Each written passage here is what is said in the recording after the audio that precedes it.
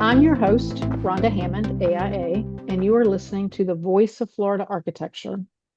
Welcome, and thank you for joining us as we continue conversations with AIA Florida's Honor Award winners. Today, we will celebrate the recipient of AIA Florida's Anthony Tony Pullara Individual AIA Service Award, Miss Amanda Barton, AIA. Congratulations, Amanda. Thanks, Rhonda. I'm excited to be here with you. So, thank you for coming on the podcast. I know your time is precious being a new mother on top of all the work that captured the medal for you. And how's the little one doing? Oh, Asher's really good. He just turned 9 months old and he's definitely moving and grooving. He's loving to stand. We have a little musician on our hand. He loves strumming my husband's guitar. So he's right where he needs to be. So, in reviewing your application for the award, I was very impressed, Amanda. You're such an accomplished young woman and still very much in the early stages of your career. You champion so many issues such as sustainability and resilience, advocacy, women in architecture, mentorship, and you promote the emerging professionals always. But first, before we get into those, I would like you to tell us about your journey to the study of architecture. It's a little bit funny. Architecture wasn't always the plan for me. When I was in middle school, I was convinced I was going to be the next Jane Goodall. I loved animals and science, so I imagined myself out in the field sketching and doing research. No one in my family was in the design or construction industry, so architecture really wasn't something that was on any of our radar. But as we started doing research and exploring different paths, we stumbled onto it almost by accident. What immediately grabbed my attention was the way that I could still participate in all the things I really loved, like art, creativity, storytelling, but apply them in a way that could shape real places and have a real impact on people's lives. And the idea that something you can imagine on paper could one day become a space for communities to gather and celebrate and grow, that felt incredibly powerful to me. So I took a leap of faith and enrolled at the School of Architecture at University of Miami. And while I was there, I studied abroad in Rome, which completely changed how I saw the profession. Experiencing centuries of history, culture, and resilience layered into the built environment made me realize that architecture isn't just about buildings, it was about people, time, and legacy. And so somehow, step by step, here I am. What an exciting trip. Traveling, I always tell students that they can't go wrong if they invest in travel. And you just showed how important that is. The AIA Florida Anthony Tony Pullara Individual Service Award honors an AIA Florida member for outstanding service to AIA Florida, which is over and above that normally required of an AIA member. In reviewing your application, you obviously have a passion for what you do. Tell us what drives you or motivates you, being such a young person, to serve the profession as you have. So service has really been a part of my life as long as I can remember. I was a Girl Scout from second grade all the way through high school. And one of the lessons that stays with you forever is to leave a place better than you found it, to always try to help others along the way. For example, my Gold Award, I taught girls how to crochet, and together we made blankets for children in foster care. And then on weekends with my family, my sister and friends, we would clean beaches, we worked in shelters, planting trees, and even did a little bit of entertaining teenagers who were stuck in the hospital. And at the time, those felt like individual acts of volunteering. But now, kind of looking back, they all were about the same thing, which was community. They taught me that change doesn't always start with a huge gesture. Sometimes it starts with showing up. Other times, it's about using whatever skills you have and inviting other people to join in with you. The mindset followed me into architecture and into our service leadership. And whether I'm working on resilience, mentorship, or advocacy, the question I keep coming back to is how can I help create a profession and a community where more people can thrive? I may still be early in my career, but I've never felt that leadership is about age. It's more about responsibility. If you see a way to make things better, you always have to step forward and you can do the work. So in 2023, you served as president of AIA Miami, the largest component in AIA Florida, and you were the ninth woman president. While serving, your leadership helped expand the diversity and mentorship programs, not only in Miami, but around the state. So tell us about your year as being president of the largest component. So to answer that, I'm also going to go a little bit back in my experiences through AIA. I always tell people that I really felt like I grew up in AIA. Early in my career, I wanted to lead, but I didn't know where to go within my firm, so AIA became that place. I'm actually pretty introverted. At first, just attending an event felt huge for me, but one yes or one being voluntold led to another. And then going from just a committee member to a committee chair, and then the board, and then eventually presidency, as you just brought up. And this always reminds me that you don't have to know the destination to start the journey. You just have to get involved and jump in and see where each step leads you. You know, looking back at my presidency, my focus was pretty simple. It was going back to community and really making sure that people felt like they belong. So I'm proud that AI Miami is the largest in the state. During my tenure, we focused on reaching 1,000 members. And while that milestone was a couple months shy of my term, it meant that when we hit it, it meant that people were choosing to participate in something bigger than themselves. I would also say that during my term, we also had another amazing experience that we were able to share with so many different people, which was Say It Loud Florida. A couple of years earlier, I met Pascal Sablon through an initiative I helped lead at HKS called ESG and Design Celebration, which looks at the environmental, social, and governance impacts of our work. And her vision for highlighting women and designers of color was extremely powerful and inspiring. It made me really want to make sure that Florida was showcased and we brought that kind of vision down here. We worked to bring that exhibit to South Florida, and it turned into more than just a gallery show. It became a series of communal gatherings, conversations, and celebrations. And what was amazing was we showcased more than 50 architects. Rhonda, I believe you were one as well. And nearly 1,000 people experienced the exhibit across our community. But what I think I loved the most about that were the moments where someone walked in, they saw themselves represented on the walls, and they felt recognized in a way that maybe they hadn't before. And I think that's the kind of impact that stays with you forever and makes you want to continue serving. That's a perfect segue into your involvement in Women in Architecture and the Women's Leadership Summit. Tell us about those. I love working in the Women in Architecture community. We have the Women in Architecture group in Miami, but we also have it in Florida. So it's always amazing to be able to experience stories from people across our state. I love being involved in it and help supporting setting up our AIA Miami Women Leadership Summit. For me, those spaces are about visibility and voice. They create room for honest conversations about career paths, challenges, pay equity, caregiving, which is really important to me now, and leadership. And all these things that shape our experiences don't always make it into project meetings. So we need to make sure that we have another way to discuss some of these hard areas of life. But then again, it all comes back to community. So when we create networks where women can see what's possible and mentoring each other and advocating for one another, we don't just change our individual careers, we change the profession. So there was one time a couple years back at one of our women leadership summits. I'll be honest, I skipped a session. And I was talking to a young student who was going to a community college, and she kept saying, you know, I'm going to this community college. It's not much. She kept putting herself down.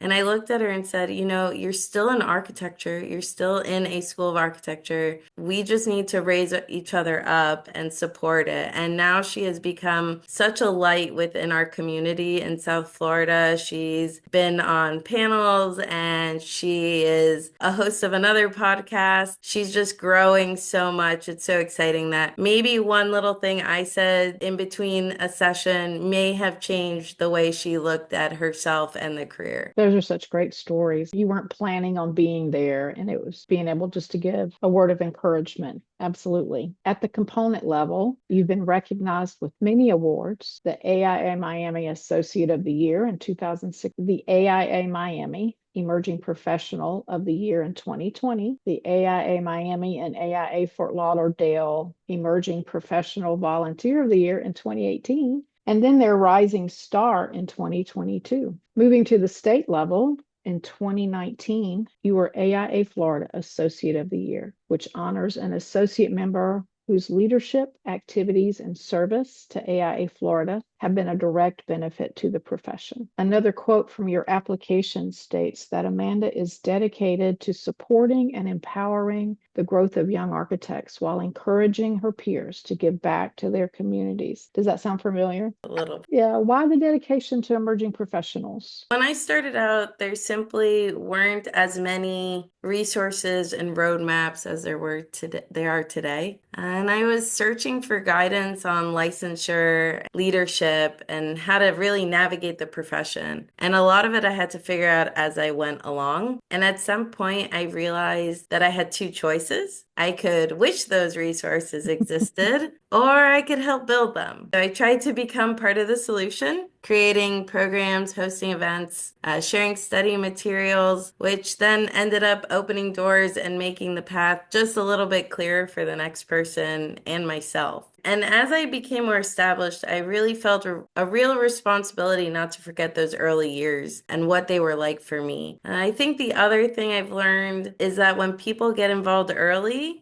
when they find mentorship and community and real support, they stay engaged and they grow into our volunteers and our advocates and leaders who will carry the profession forward. So yes, we're gaining tools for our own success. Then we're also discovering how meaningful it is to give back. That's how we build continuity. And that's how we continue to strengthen AIA and NOMA and our broader design community for the long term. So just putting the emerging professionals first as the future of our profession is truly important to me. Diversity is also an issue that you've championed. You won the South Florida NOMA President's Award in 2023. Share your thoughts on diversity and your involvement with NOMA. For me, diversity is the sharing of knowledge and perspectives that every individual community brings. When we narrow the range of voices in the room, we narrow what's possible. But when we invite different lived experiences and cultures and perspectives to shape the conversation, we unlock better ideas, more creativity, and meaningful solutions. I've seen firsthand that our profession grows stronger when more people can see themselves in it and know that they belong within our industry and our communities. My involvement with NOMA and specifically SoFlo NOMA happened very organically. I had friends who were deeply involved, and at first I just wanted to support them. So I would go to set up events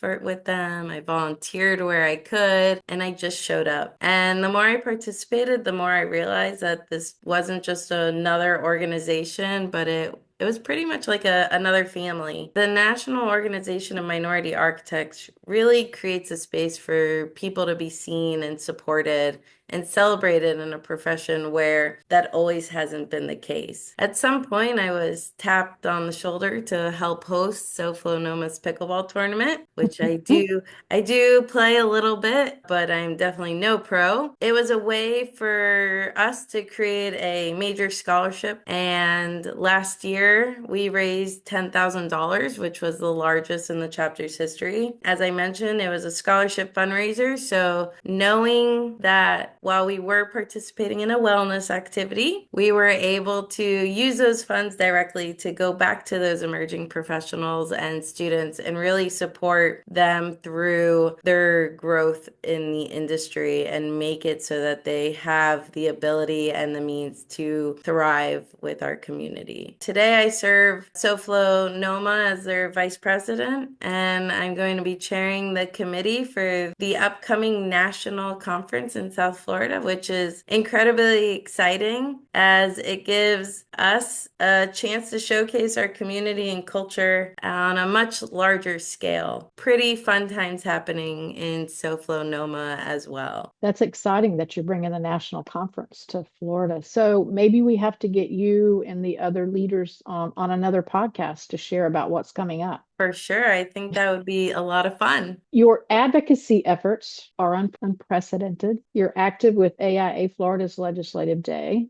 and at the national level during AIA's Leadership Summit. I remember there's been a couple times that you and I've run around the Capitol. I understand that you even designed our famous Legislative Day poster that we hand out every year in 2016. So why I do you find it did. necessary to participate in these legislative events? I never actually imagined I would end up anywhere near politics. In fact, for a long time, I actively avoided it. Both my parents are attorneys, and growing up, they brought me to work and to career day. I just remember thinking, wow, I really respect this, and I definitely won't be doing it. And then, plot twist, I married an attorney, so I guess it was inevitable for my life. Truly, Legislative Day has become one of my favorite days of the year. Even if I can't attend every single time, I value it tremendously. As architects, we can do a lot with drawings.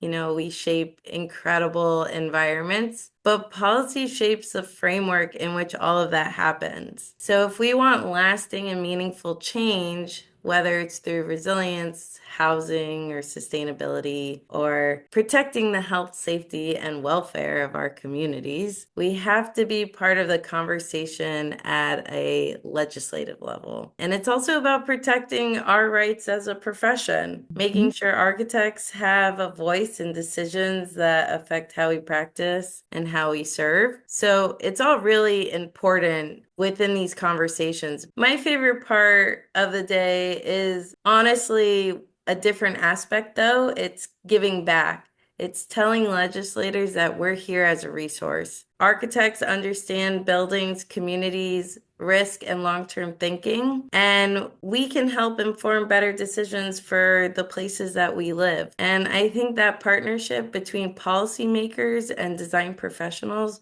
is incredibly powerful. So resilience is also one of your passions. Again, from your application, it says Amanda is dedicated to advancing the integration of sustainable and resilient design practices across the industry. So back in 2023, you won the AIA Orlando Design Award, Theoretical and Research, for the Resilience Design Toolkit. This was new information for me. So what is the toolkit and what was the catalyst for developing it? Resilience is incredibly personal to me, especially living and working in South Florida. And the Resilience Design Toolkit was a partnership between AI National and HKS. And the idea behind it was pretty straightforward. How do we help architects design buildings that can adapt, endure, and recover when challenges happen, because we know they will? Sometimes resilience can sound like a buzzword, so we wanted to translate it into practical questions teams and clients could ask from the very beginning. So things like, how will the building perform in stronger storms? Or what happens if the power goes down? Or how will this project serve people decades from now? And the spark for the research actually came from a client who asked us very honestly, is my building going to be underwater in 10 years? Well, actually, what was interesting was after all that research, we did move the project site for that client. The research did work out, but when we were starting the research, this question made it clear that people are looking to us as architects for guidance about the future. Growing up in Miami, I saw how events like Hurricane Andrew affected my parents and their sense of security. I was too young, but you can feel the weight of something like that in your family's stories and how people in the community rebuilt their lives afterwards. So to me, resilience means helping create places that protect what matters most, which are the people, memories, livelihood, and the communities. So the toolkit is really about giving architects a way to turn that responsibility into action. Amanda, you're a relatively new member of AIA, and you're incredibly dedicated to servicing the profession and our association. Why do you think membership in AIA is so important? So for me, AIA is going back to what I've been talking about this whole time, which is really about community. Mm-hmm. It's a place where incredibly diverse and passionate and thoughtful people come together to learn from one another and to move the profession forward. We come together for silly things, right? Like HSW and continuing education credits. And while those are important, I say silly, but they are important. What keeps people involved are these connections we make. It's the mentorship, the friends, the conversations after an event, and the chance to find collaborators and advocates. AIA creates a space where you can grow beyond your job description and you can discover leadership skills, explore new ideas, and realize that your voice has influence. And maybe most importantly, it reminds us that we're not doing this work alone. We're part of a collective effort to improve the built environment and the communities we serve. And I think that's extremely powerful. Is there any advice that you can share for someone who may be wondering how they can get involved and serve in their community? I could probably talk about that for a really long time, but I will say it really starts with showing up. You don't have to have a master plan, pun intended, I guess. And you don't have to know exactly where you'll end up. You just walk in the room and raise your hand or join a committee, attend an event, and then pay attention to what energizes you. What brings you joy? Maybe it's mentorship, maybe it's advocacy, maybe it's design excellence or community outreach. Your passion usually finds you. And once you put yourself in places where people are working to make things better, you will want to do the same as well. And the other thing I'd say is don't wait until you feel ready or established enough. I know I didn't. I did all this through studying for my exams and meeting my now husband and just growing within the community. And, service is how you grow all the skills that will help you feel ready and become an experienced architect. And if you just remind yourself that every leader that you've ever admired started as a person who simply decided to participate as well, you will join in too. Amanda, you're a woman wise beyond her years, and you are an inspiration to us all. It is going to be a privilege to watch as your promising career continues to unfold. Thank you for your dedication and for sharing your story with us here today. Thank you. I'm so honored to be here with you and to share one little piece of the community that we all thrive in. I hope our listeners have enjoyed the conversation with Amanda Barton, AIA, winner of the AIA Florida 2025 Anthony Tony Pullara Individual Service Award. Thank you for listening to this episode. Please share that others may hear our stories. You can find us wherever you stream your podcast. This is Rhonda Hammond, AIA, your host. Thank you for listening to this episode of The Voice of Florida Architecture, a podcast of AIA Florida.